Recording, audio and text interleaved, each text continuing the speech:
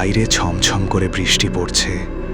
ঢাকার ব্যস্ত জীবন ছেড়ে ঈদের ছুটিতে দাদাবাড়িতে আসা আবরার জানালার পাশে বসে অন্ধকারের দিকে তাকিয়েছিল। পুরনো দিনের কাঠের জানালাটা বাতাসের ধাক্কায় বারবার কেঁপে উঠছে। হঠাৎ পেছনে একটা ভারী কণ্ঠস্বর শুনে আবরার চমকে উঠল। ঘুম আসছে না রে ভাই? আবরার তাকিয়ে দেখে তার বড় দাদা, হাতে একটা পুরনো লণ্ঠন। দাদার চেহারায় আজ অন্যরকম একটা গাম্ভীর্য। তিনি বিছানার এক কোণে বসে বললেন, আমারও চোখে ঘুম নেই। চল, তোকে আমার জীবনের সবথেকে ভয়ঙ্কর আর সত্য একটা ঘটনা বলি। ঘটনাটা আমার বন্ধু আকবরের ছোট মেয়ে ইয়াসমিনকে নিয়ে। দাদা বলতে শুরু করলেন, সেই অভিশপ্ত দুপুর। সুলতানপুর গ্রামটা তখন আরও নির্জন ছিল। গ্রামের এক প্রান্তে ছিল একটা পরিত্যক্ত নদী, লোকেরা বলতো মরা নদী। নদীটার পাশেই দাঁড়িয়েছিল বিশাল এক প্রাচীন বটগাছ। গ্রামের মানুষ দিনের বেলাতেও সেই গাছের ছায়ায় যেত না। শোনা যেত ওই গাছের ডালে বাস করে এক শক্তিশালী ইফরিত জিন এবং তার পরিবার।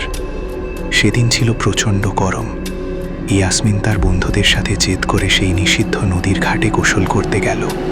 তারা যখন হাসাহাসি আর জলকেলি করছিল, তখন বটগাছের ওপর থেকে এক জোড়া রক্তবর্ণ চোখ তাদের দিকে তাকিয়েছিল।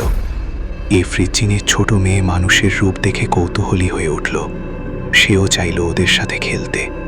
মুহূর্তের মধ্যে সে একটি বিশাল রূপালী মাছের রূপ ধারণ করে পানিতে ঝাঁপিয়ে পড়ল। ইয়াসমিন হঠাৎ অনুভব করল পানির নিচে বরফ শীতল কোনো কিছু তার পায়ের তালুতে সুরসুরি দিচ্ছে। সে ভাবল হয়তো সাধারণ কোনো মাছ, কিন্তু পরক্ষণেই অনুভব করল জিনিসটা তার পায়ের চারপাশ দিয়ে পেঁচিয়ে ধরছে। ভয়ে ইয়াসমিন চিৎকার না দিয়ে সাহসে ভর করে পানির নিচে হাত দিল। সে যখন শক্ত করে ধরে হ্যাঁচকা টান দিয়ে মাছটাকে পানির উপরে তুলল, তার বন্ধুরা ভয়ে পিছিয়ে গেল। মাছটা সাধারণ কোনো মাছের মতো ছটফট করছিল না, বরং স্থির চোখে ইয়াসমিনের দিকে তাকিয়েছিল। মাছটার আঁশগুলো থেকে যেন এক অদ্ভুত নীলাভ আলো বিচ্ছুরিত হচ্ছিল। ইয়াসমিন উত্তেজনায় মাছটা বাড়িতে নিয়ে এলো। তার বাবা আকবর আর মা এত বড় মাছ দেখে অবাক হলেন, কিন্তু মাছটার চোখ দুটো কেন জানি মানুষের মতো স্থির আর করুণ ছিল। ক্ষুধার তাড়নায় আর উত্তেজনায় তারা মাছটির পেছনের রহস্য বোঝার চেষ্টা করল না। আকবর সাহেব যখন ধারালো বটি দিয়ে মাছটার গলায় প্রথম কোপ দিলেন, তখন আকাশ চিরে এক বিকট বজ্রপাত হলো। কোনো মাছের রক্ত সাধারণত লাল হয়, কিন্তু সেই মাছটা থেকে বের হতে লাগলো আলকাতারার মতো কালো ঘন তরল। সেই রাতেই শুরু হলো তাণ্ডব। মাঝরাতেই ইয়াসমিন বিছানা থেকে উঠে সোজা হয়ে দাঁড়িয়ে পড়ল।